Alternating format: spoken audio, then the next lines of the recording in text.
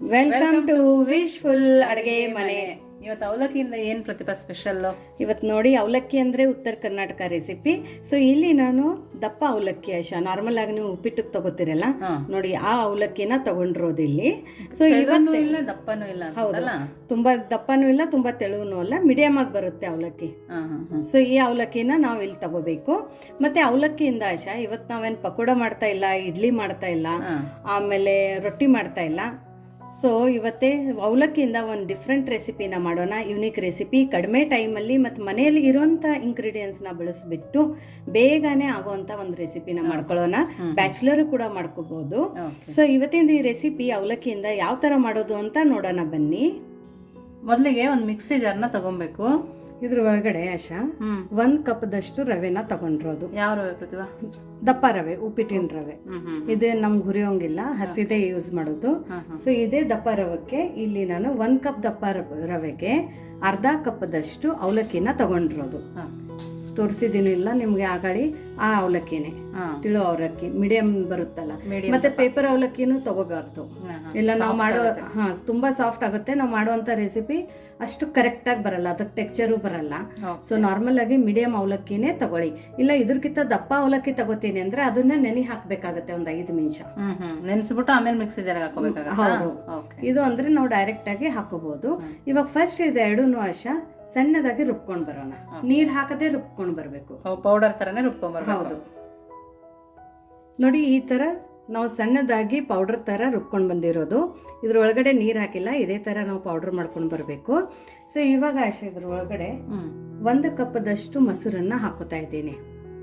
ಯಾವ ಮೊಸರಾದ್ರೂ ಆಗುತ್ತೆ ಪ್ರತಿಭಾ? ಯಾವ ಮೊಸರಾದ್ರೂ ಆಗುತ್ತೆ. ಜಾಸ್ತಿ ಹುಳಿ ಮೊಸರು ಇದ್ರೆ 1 ಕಪ್ದಷ್ಟು ಹಾಕೋಬೇಡಿ, ಅರ್ಧ ಕಪ್ಪಿನ್ಕಿಂತ ಒಂದ್ ಸ್ವಲ್ಪ ಜಾಸ್ತಿ ಹಾಕೊಳ್ಳಿ. ಇಲ್ಲ ಸಪ್ಪೆ ಇದೆ ಅಂದ್ರೆ 1 ಕಪ್ ಹಾಕೊಳ್ಳಿ. ಎಷ್ಟು ರವೆ ಅಷ್ಟು ಮೊಸರು. ಹುಳಿ ಇದ್ರೆ ಮಾತ್ರ ಸ್ವಲ್ಪ ಕಡಿಮೆ ಹಾಕೊಳ್ಳಿ. ಸೊ ಇದಕ್ಕೇನೆ ಒಂದ್ ಸ್ವಲ್ಪ ನೀರನ್ನ ಹಾಕೊಂಡು ನಾವು ಫೈನ್ ಆಗಿ ದೋಸೆ ಹದದ ತರ ರುಬ್ಕೊಂಡ್ ಬರ್ಬೇಕು. ದೋಸೆ ಬ್ಯಾಟರ್ ಆಗಿರುತ್ತೋ ಹಾಗೆ ಅದೇ ತರ ರುಬ್ಕೊಂಡ್ ಬರ್ಬೇಕು. ನೋಡಿ, ನಾವು ಈ ತರ ಸಣ್ಣದಾಗಿ ರುಬ್ಕೊಂಡ್ ಬಂದಿದೀವಿ. ಇದನ್ನ ಈಗ ಸಪ್ರೇಟ್ ಒಂದು ಬೌಲ್ ಒಳಗಡೆ ಹಾಕೊಳ್ಳೋಣ. ನೋಡಿ, ಇವಾಗ ಒಂದು ಬೌಲಲ್ಲಿ ನಾವು ಮಾಡ್ಕೊಂಡಿರೋಂಥ ಬ್ಯಾಟರನ್ನು ಹಾಕೊಳ್ಳೋಣ. ಇದೇ ಮಿಕ್ಸಿ ಜಾರಕ್ಕೆ ಸ್ವಲ್ಪ ನೀರು ಹಾಕೊಳ್ಳೋಣಂತೆ. ನೋಡಿ, ಅದೇ ಮಿಕ್ಸಿ ಜಾರಕ್ಕೆ ಒಂದು ಸ್ವಲ್ಪ ನೀರನ್ನು ಹಾಕೋತಾ ಇರೋದು. ತುಂಬ ಥಿಕ್ಕಾಗಿ ಇರಬಾರ್ದು ಬ್ಯಾಟರು, ಸ್ವಲ್ಪ ಥಿನ್ನಾಗಿನೇ ಇರಬೇಕು. ಸೊ ನೋಡಿ, ಇದು ನೀಟಾಗಿ ಒಂದು ಸರ್ತಿ ನಾವು ಮಿಕ್ಸ್ ಮಾಡ್ಕೊಳ್ಳೋಣಂತೆ. ಚೆನ್ನಾಗಿ ಮಿಕ್ಸ್ ಮಾಡ್ಕೋಬೇಕು, ಗಂಟಿಲ್ದೇ ಇರೋ ತರ ಮಿಕ್ಸ್ ಮಾಡ್ಕೊಬೇಕಲ್ವಾ? ಹೌದು, ಆಲ್ರೆಡಿ ನಾವು ಮಿಕ್ಸಿಗೆ ಹಾಕೋದ್ರಿಂದ ಇದ್ರೊಳಗಡೆ ಯಾವುದೇ ತರ ಗಂಟು ಬರಲ್ಲ ಸೊ ಹಾಗಾಗಿ ನೀರು ಹಾಕಿರ್ತೀವಲ್ಲ ಮೇಲ್ಗಡೆಯಿಂದ, ಹೌದು, ಹಾಗಾಗಿ ಇದನ್ನ ಒಂದು ಸ್ವಲ್ಪ ಮಿಕ್ಸ್ ಮಾಡ್ಕೊಳ್ಳೋಣ. ಸೊ ನೋಡಿ, ಇವಾಗ ಇದು ಮಿಕ್ಸ್ ಆದ ನಂತರ ಇವಾಗ ಇದ್ರ ಮೇಲ್ಗಡೆ ಒಂದು ಲಿಡ್ಡನ್ನು ಮುಚ್ಚಿಬಿಟ್ಟು ಒಂದು 5 ನಿಮಿಷ ಪಕ್ಕಕ್ಕಿಟ್ಟು ನೆಕ್ಸ್ಟ್ ಏನು ಮಾಡೋದು ಅಂತ ನೋಡೋಣ ಬನ್ನಿ. ನೋಡಿ, ಇಲ್ಲಿ ಒಂದು ಮಿಕ್ಸಿ ಜಾರನ್ನು ತಗೊಂಡಿರೋದು. ಇದ್ರ ಒಳಗಡೆ ಇವಾಗ ಫ್ರೆಶ್ ಆಗಿ ಕಟ್ ಮಾಡ್ಕೊಂಡಿರೋಂಥ ಕೊಬ್ಬರಿನ ತಗೊಂಡಿರೋದು. ಸೊ ಇದು ಹಸಿ ಕೊಬ್ಬರಿ ಇದೆ. ಇದನ್ನ ಸಣ್ಣದಾಗಿ ಸ್ಲೈಸ್ ಅಲ್ಲಿ ಈ ತರ ಕಟ್ ಮಾಡ್ಕೊಳ್ಳಿ. ತುರಿದು ಬೇಕಾದ್ರೂ ಹಾಕೋಬಹುದು. ಇದಕ್ಕೇನೆ ಒಂದ್ ಸ್ವಲ್ಪ ಹುರ್ಗಡ್ಲೆನ ಹಾಕೊಳ್ಳೋಣ. ಇದು ಫ್ಯಾಷನ್ ಆಫ್ ಪುಟಾಣಿ ಅಂತೀವಿ. ಇದೇನ್ ಜಾಸ್ತಿ ಬೇಕಾಗಿಲ್ಲ, ಒಂದ್ ಸ್ವಲ್ಪ 1 ಹಿಡಿ ಇದ್ರೆ ಸಾಕು. 1 ಕಪ್ ಕೊಬ್ಬರಿಗೆ 1 ಹಿಡಿ ಹುರ್ಗಡ್ಲೆ. ನೋಡಿ, ಒಂದ್ ಸ್ವಲ್ಪ ಬೆಳ್ಳುಳ್ಳಿ, ಆಮೇಲೆ ಒಂದ್ ಸ್ವಲ್ಪ ಶುಂಠಿ, ಇಷ್ಟು ಹಾಕಿ ಇದನ್ನ ಒಂದ್ ಸ್ವಲ್ಪ ನೀರ್ ಹಾಕೊಂಡು ಫಸ್ಟ್ ರುಬ್ಕೊಂಡು ಬರೋಣ. ಹೌದು. ಸೊ ನೋಡಿ, ಚಟ್ನಿನ ಈ ತರ ರುಬ್ಕೊಂಡು ಬಂದಿರೋದು, ಸಣ್ಣಾಗಿನೇ ರುಬ್ಕೊಂಡಿದೆ. ಇನ್ನ ಇದ್ರ ಒಳಗಡೆ ನಾವು ಉಪ್ಪೆಲ್ಲ ಹಾಕಿಲ್ಲ. ಹೌದು, ಬೇರೆ ಏನೇನು ಹಾಕ್ತೀಯ ಪ್ರತಿಭಾ? ಇವಾಗ ಇದಕ್ಕೆ ರುಚಿಗೆ ಉಪ್ಪನ್ನ ಹಾಕೊಳ್ಳೋಣ, ಸ್ವಲ್ಪ ಕರಿಬೇವು ಸೊಪ್ಪನ್ನ ಹಾಕೊಳ್ಳೋಣ. ನೀವು ಚಟ್ನಿಗೆ ಮುಂಚೆನೆ ಹಾಕೊಂಡ್ರೆ ಏನಾಗುತ್ತಂದ್ರೆ ಇದ್ರದ್ದೆಲ್ಲ ಒಗರಂಶ ಬಿಡುತ್ತೆ. ಸೊ ಅವಾಗ ಚಟ್ನಿ ಟೇಸ್ಟ್ ಬರಲ್ಲ. ನಿಮ್ಗೆ ಅಥೆಂಟಿಕ್ ಆಗಿ ಹೋಟೆಲ್ ಟೇಸ್ಟ್ ಬೇಕಂದ್ರೆ ಇದೇ ತರ ಮಾಡಿ. 100% ನಿಮ್ ಚಟ್ನಿ ತುಂಬಾ ಚೆನ್ನಾಗಿ ಬರುತ್ತೆ. ಇಲ್ಲಿ ಖಾರ ತಕ್ಕಂಗೆ ನೀವು ಹಸಿಮೆಣಸಿನ್ಕಾಯಿನ ಹಾಕೊಳ್ಳಿ. ಹಸಿಮೆಣಸಿನ್ಕಾಯಿ ತಿನ್ನಲ್ಲ ಅಂದವರು, ಆಸಿಡಿಟಿ ಆಗುತ್ತೆ ಅಂದವರು ಒಣಮೆಣಸಿನ್ಕಾಯಿ ಕೂಡ ಹಾಕೋಬಹುದು. ಇದಕ್ಕೇನೆ ಒಂದು ಸ್ವಲ್ಪ ಕೊತ್ತಂಬರಿ ಸೊಪ್ಪನ್ನ ಹಾಕೊಳ್ಳೋಣ. ನೀವು ಬೇಕಂದ್ರೆ ನೀರ್ ಹಾಕೊಂಡು ಸಣ್ಣ ಮಾಡ್ಕೋಬಹುದು, ಬಟ್ ನಾನು ಇಲ್ಲಿ ಗಟ್ಟಿ ಚಟ್ನಿ ಮಾಡ್ಕೋತಾ ಇದ್ದೀನಿ, ಹಾಗಾಗಿ ಇವಾಗ ನೀರ್ ಹಾಕೊಳ್ಳೋದು ಬೇಡ. ಹಾಗೇನೆ 1-2 ಸರ್ತಿ ಇದನ್ನ ಸಣ್ಣ ಮಾಡ್ಕೊಳ್ಳೋಣ.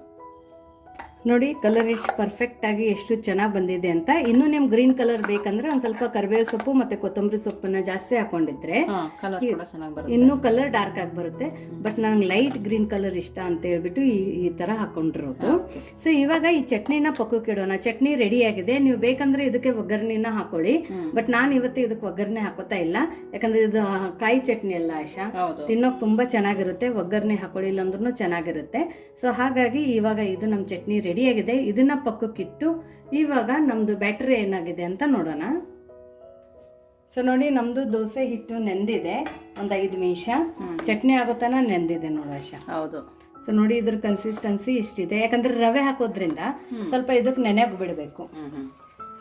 ಇವಾಗ ಇದಕ್ಕೆ ಆಶಾ ರುಚಿಗೆ ಉಪ್ಪನ್ನು ಹಾಕೊಳ್ಳೋಣ. ಸೊ ನೋಡಿ ಇವಾಗ ಇದಕ್ಕೆ ರುಚಿಗೆ ಉಪ್ಪನ್ನು ಹಾಕೊಳ್ಳೋಣ, ಯಾಕಂದರೆ ಇನ್ನೂ ನಾವು ಉಪ್ಪು ಹಾಕೊಂಡಿಲ್ಲ. ಉಪ್ಪು ಮಾತ್ರ ನಾವು ದೋಸೆನ ಹಾಕಬೇಕಾದ್ರೆ ಮಾಡ್ಕೋಬೇಕು. ಬಟ್ ಇವತ್ತು ನಾವು ದೋಸೆ ಥರ ಮಾಡ್ತಾ ಇಲ್ಲ ಆಶಾ, ದೋಸೆ ಬ್ಯಾಟರೇ, ಬಟ್ ದೋಸೆ ಮಾಡ್ತಾ ಇಲ್ಲ. ಅದೇ ಥರ ಇನ್ನೂ ಒಂದು ರೆಸಿಪಿನ ಮಾಡ್ತಾ ಇರೋದು.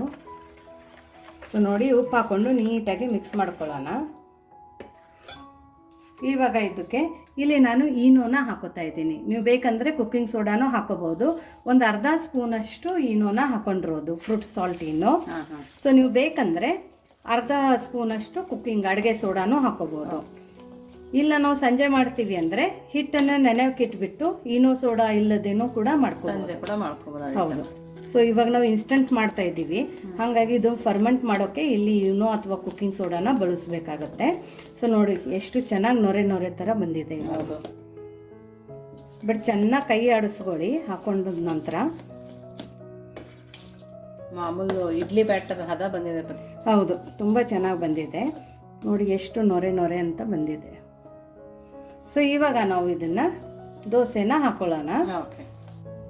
ನೋಡಿ ಇಲ್ಲಿ ಅಪ್ಪಂ ಪ್ಯಾನನ್ನು ತಗೊಂಡಿರೋದು. ನೀವು ಬೇಕಂದರೆ ನಾರ್ಮಲ್ ಪ್ಯಾನನ್ನು ಇಟ್ಕೋಬೋದು ದೋಸೆದು. ಇವಾಗ ಇದು ಚೆನ್ನಾಗಿ ಬಿಸಿಯಾಗಿದೆ. ಬಿಸಿ ಆದ ನಂತರ ಇದ್ರ ಒಳಗಡೆ ನಾವು ಹಿಟ್ಟನ್ನು ಹಾಕೊಳ್ಳೋಣ, ನಾವು ಮಾಡ್ಕೊಂಡಿರೋಂಥ ಹಿಟ್ಟು. ಸೊ ನೋಡಿ ನೀವು ಬೇಕಂದರೆ ಈ ಥರನೂ ಇದನ್ನು ಮಾಡ್ಕೋಬೋದು, ಇಲ್ಲ ಅಂದರೆ ಹಿಟ್ಟನ್ನು ತಿರುಗಿಸ್ಬಿಟ್ಟು ಮಾಡ್ಕೋಬೋದು ಆಶಾ. ಓಕೆ. ಬಟ್ ನಾನು ಫಸ್ಟ್ ಇದೇ ಥರ ಹಾಕೋತಾ ಇದ್ದೀನಿ. ಇವಾಗ ಇದಕ್ಕೆ ಒಂದು ಸ್ವಲ್ಪ ಎಣ್ಣೆನ ಹಾಕೊಳ್ಳೋಣ. ಲೋ ಫ್ಲೇಮಲ್ಲಿನೇ ಇಟ್ಕೊಂಡಿದ್ದೀನಿ. ಮೇಲ್ಗಡೆ ಲಿಡ್ಡನ್ನು ಮುಚ್ಚಿಬಿಟ್ಟು ಸ್ವಲ್ಪ ಹೊತ್ತು ಇದನ್ನು ಬೇಯಿಸ್ಕೊಳ್ಳೋಣ. ನೋಡಿ 1 ನಿಮಿಷ ಆಗಿದೆ ಲೋ ಫ್ಲೇಮಲ್ಲಿ. ತುಂಬ ಚೆನ್ನಾಗಿ ಬೇಯ್ದಿದೆ. ಇದನ್ನು ಟಚ್ ಮಾಡಿದರೆ ಸಾಕು ಆಶಾ, ತಾನೇ ಬಂದುಬಿಡುತ್ತೆ. ನೋಡಿ ಇದೇನು ಇನ್ನೊಂದು ಸೈಡ್ ಬೇಯಿಸ್ಬೇಕಂತೇನಿಲ್ಲ. ನಮ್ಮದು ಅಪ್ಪಂ ರೆಡಿಯಾಗಿದೆ. ಸೊ ನೋಡಿ ದಿಢೀರಂತ ಅಪ್ಪಂನೂ ಕೂಡ ಮನೆಯಲ್ಲಿ ಮಾಡ್ಕೋಬಹುದು. ಅಕ್ಕಿ ಬೇಳೆ ನೆನೆಸಲೇಬೇಕು, ರುಬ್ಬೇಬೇಕಂತ ಏನಿಲ್ಲ. ಸೊ ದಿಢೀರಂತ ಮಾಡ್ಕೊಳ್ಳುವಂಥ ಅಪ್ಪಂ ರೆಸಿಪಿ. ಸೊ ಇದೇ ಥರ ಇನ್ನೊಂದು ಹಾಕಿ ನೋಡೋಣ. ಸೊ ನೆಕ್ಸ್ಟ್ ಇನ್ನೊಂದು ಅಪ್ಪಂ ಹಾಕಬೇಕಂದ್ರೆ ಇದನ್ನು ನೀವು ಒಂದು ಸರ್ತಿ ಒರೆಸ್ಕೋಬೇಕು. ಎಣ್ಣೆ ಹಾಕಂಗಿಲ್ವ ಪ್ರತಿಭಾ? ಇಲ್ಲ, ಎಣ್ಣೆಯನ್ನು ಹಾಕೋಂಗಿಲ್ಲ. ಸೊ ಇದಕ್ಕೆ ನಾನು ಇಲ್ಲಿ 1.5 ಸೌಟ್ ಹಾಕೋತೀನಿ. ಆಮೇಲೆ ಇಮಿಡಿಯೇಟಾಗಿ ಇದನ್ನು ನಾವು ಈ ಥರ ತಿರುಗಿಸ್ಕೋಬೋದು.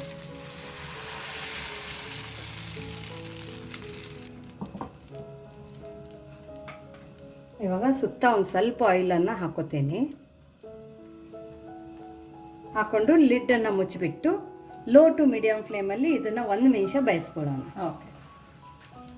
ಸೊ ನೋಡಿ ಇವಾಗ ಫ್ಲೇಮನ್ನು ಫುಲ್ ಲೋ ಅಲ್ಲಿ ಮಾಡಿಕೊಂಡು ನೋಡಿ ಚೆನ್ನಾಗಿ ಕಲರ್ ಬಂದಿದೆ. ಹೌದು. ಸೊ ಇದನ್ನು ಕೂಡ ನಾವು ತಕ್ಕೊಳ್ಳೋಣ. ಸೊ ದಿಢೀರ್ ಅಪ್ಪಂ ನೋಡಿ ಎಷ್ಟು ಚೆನ್ನಾಗಿ ಕಾಣಿಸ್ತಾ ಇದೆ. ಸೊ ಇದನ್ನು ಯಾವ ಥರ ತಿನ್ನೋದು, ಸರ್ವ್ ಮಾಡೋದು ಅಂತ ನೋಡೋಣ ಬನ್ನಿ. ಸೊ ನೋಡಿ ನಮ್ಮದು ಬಿಸಿ ಬಿಸಿ ಅಪ್ಪಂ ರೆಡಿಯಾಗಿದೆ. ಅಪ್ಪಂ ಸೈಜು, ಅಪ್ಪಂ ಶೇಪು ಎಲ್ಲ ಕರೆಕ್ಟಾಗಿ ಬಂದಿದೆ. ನೋಡೋಕ್ಕೂ ಎಷ್ಟು ಚೆನ್ನಾಗಿದೆ, ತಿನ್ನೋಕ್ಕೂ ಅಷ್ಟೇ ಸೂಪರಾಗಿರುತ್ತೆ. ಕಲರು ಕೂಡ ನೋಡಿ ಎಷ್ಟು ಚೆನ್ನಾಗಿ ಮತ್ತು ಎಷ್ಟು ಪರ್ಫೆಕ್ಟಾಗಿ ಬಂದಿದೆ ಅಂತ. ತುಂಬ ಚೆನ್ನಾಗಿ ಕಲರ್ ಬಂದಿದೆ, ತುಂಬಾ ರುಚಿಯಾಗಿರುತ್ತೆ. ನೋಡೋಕ್ಕೆ ಎಷ್ಟು ಚೆನ್ನಾಗಿ ಕಾಣಿಸ್ತದೆ. ಹೌದು. ಆಮೇಲೆ ಪರ್ಫೆಕ್ಟ್ ಅಪ್ಪಂ ಇದೆ ನೋಡಿ, ತೂತಾಗಿ ಎಷ್ಟು ಚೆನ್ನಾಗಿ ಬಂದಿದೆ. ಇನ್ಸ್ಟಂಟಾಗಿ ನಾವು ಅಪ್ಪಮ್ಮನ್ನು ಯಾವ ಥರ ಮಾಡ್ಕೋಬೋದು ಅಂತ ನೋಡಿದ್ದೀರಾ. ಇದ್ರ ಜೊತೆ ಆಶಾ ಇವಾಗ ನಾವು ಮಾಡ್ಕೊಂಡಿರೋಂಥ ಕಾಯಿ ಚಟ್ನಿ ಈ ಥರ ಅಪ್ಪಂ ಮೇಲೆ ಇಟ್ಕೊಂಡು ತಿಂತಾ ಇದ್ರೆ ಬಾಯಲ್ಲಿ ಹಲ್ಲಿಲ್ಲ ಅನ್ನೋರು ಕೂಡ 5 ಅಪ್ಪಂ ತಿಂತಾರೆ. 1, 2 ಅಂತಿದ್ದವರು 5 ಗ್ಯಾರಂಟಿ ತಿಂತಾರೆ. ಅಷ್ಟೇ ಸಾಫ್ಟು, ಅಷ್ಟೇ ಮೃದುವಾಗಿ. ನೋಡಾಶ ಟೇಸ್ಟು. ಇನ್ಸ್ಟಂಟ್ ಅಪ್ಪಂ ಮತ್ತು ಚಟ್ನಿ ರೆಸಿಪಿ.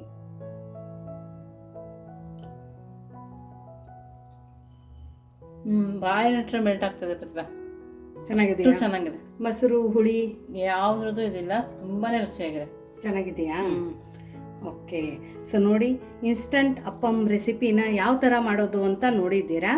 ನಾನು ತಿಂದ್ಬಿಟ್ಟಿರ್ತೀನಿ. ಚೆನ್ನಾಗಿದೆ. ಬಾಯಲ್ಲಿಟ್ಟರೆ ಸಾಫ್ಟಾಗಿ ಮೆಲ್ಟ್ ಆಗ್ತಾ ಇದೆ, ಅಷ್ಟು ಚೆನ್ನಾಗಿದೆ. ಬೆಣ್ಣೆಗಿಂತಾನು ಸಾಫ್ಟ್ ಆಗಿದೆ. ಹೌದು, ಅಷ್ಟಂದ್ರೆ ಅಷ್ಟು ರುಚಿಯಾಗಿದೆ. ಇನ್ಸ್ಟಂಟಾಗಿ ಮನೆಯಲ್ಲಿ ಯಾರಾದರೂ ಬಂದ್ರೂ ಈ ಥರ ಒಂದು ಹೊಸ ಅಪ್ಪಂ ರೆಸಿಪಿನ ನೀವು ಮಾಡಿಕೊಡ್ಬೋದು.